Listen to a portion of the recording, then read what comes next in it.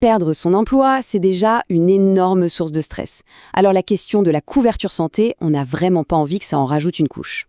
Heureusement, en France, il existe un mécanisme qui protège les salariés dans cette situation, c'est la portabilité de la mutuelle. Allez, on plonge ensemble dans ce guide pour tout comprendre et ne jamais se retrouver pris au dépourvu. Alors, voici le programme. On va voir pourquoi la fin d'un contrat ne veut pas forcément dire la fin de la mutuelle. Ensuite, comment la portabilité fonctionne concrètement, qui peut en bénéficier, quelles sont les exceptions importantes, et bien sûr, comment anticiper la suite. C'est parti! On commence avec le principe de base. L'idée derrière tout ça, elle est simple, c'est de sécuriser la couverture santé pendant une période de transition professionnelle, un moment où bien souvent on en a le plus besoin.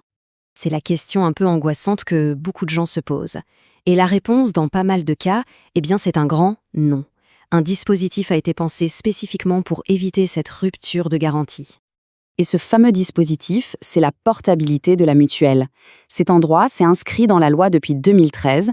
En clair, l'ancien employeur est obligé de maintenir la couverture santé et prévoyance avec des garanties qui sont identiques à celles des salariés encore en poste. Le but, c'est vraiment d'assurer la continuité des soins. Et pour être tout à fait transparent, les informations qu'on parcourt ensemble aujourd'hui sont tirées du guide très détaillé qui a été rédigé par les experts de l'équipe JeSwitch.fr. Bon, maintenant qu'on a posé les bases, voyons le côté pratique. Comment ça marche concrètement? Qui paie? Combien de temps ça dure? Et est-ce que les démarches sont compliquées? C'est souvent la toute première question qui vient à l'esprit. Et c'est bien normal. Après tout, qui finance cette couverture? Et là, la réponse, c'est sans doute la meilleure nouvelle de ce décryptage.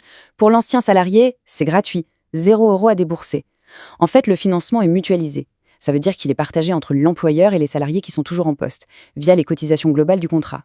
C'est une aide financière vraiment considérable à un moment où chaque euro compte.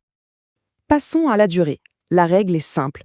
La durée de la portabilité est égale à la durée du dernier contrat de travail.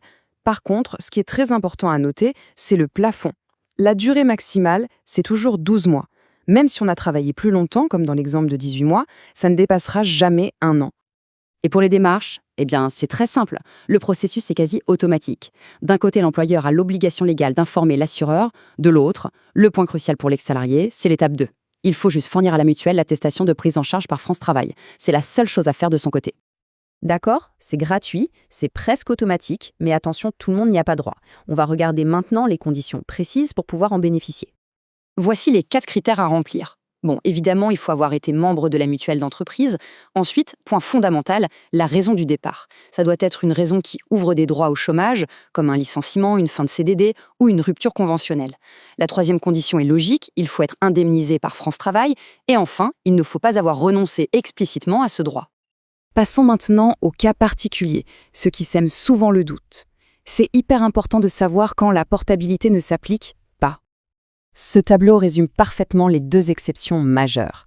Premier cas, la démission classique. Comme ça n'ouvre pas de droit au chômage, l'éligibilité à la portabilité est nulle. C'est aussi simple que ça. Pour la retraite, c'est un peu différent. Pas de portabilité non plus, mais un autre droit s'active, c'est la loi E20. Elle permet de garder le contrat, mais attention, en le payant à titre individuel. La portabilité, c'est une super bouée de sauvetage, mais elle est temporaire. Il est donc absolument crucial de préparer l'après pour ne pas se retrouver sans couverture du jour au lendemain. Que ce soit au bout des 12 mois ou parce qu'on a retrouvé un emploi, la portabilité s'arrêtera. Le message clé, c'est donc l'anticipation.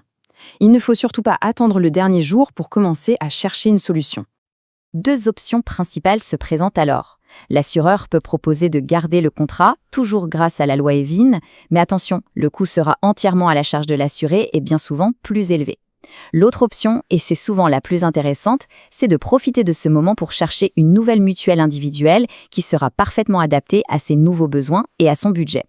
Pour trouver cette nouvelle couverture sans se perdre dans la jungle des offres, ça peut valoir le coup d'utiliser un outil efficace. Des comparateurs en ligne, comme JeSwitch.fr par exemple, permettent de le faire gratuitement, rapidement et sans aucun engagement. Ça aide vraiment à y voir plus clair. Finalement, la portabilité, c'est un droit vraiment précieux qui donne le temps de rebondir. La vraie question, c'est donc de savoir comment utiliser ce temps pour s'assurer que sa santé soit parfaitement protégée pour la suite du parcours. La préparation, elle, est entre les mains de chacun.